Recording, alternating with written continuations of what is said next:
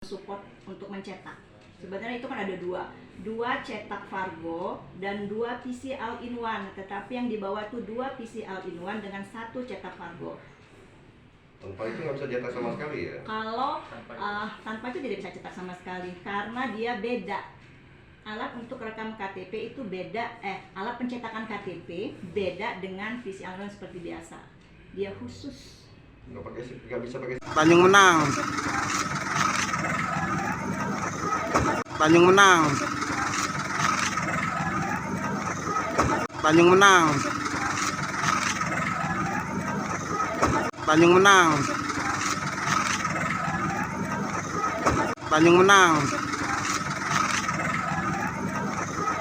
Tanjung Menang.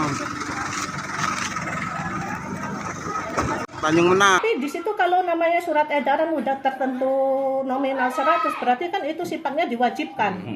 Tidak ada kata sukarela atau kata seikhlasnya dari pihak komite atau pihak sekolah. Tidak ada konfirmasi atau dari grup atau apa, tidak ada konfirmasi di situ.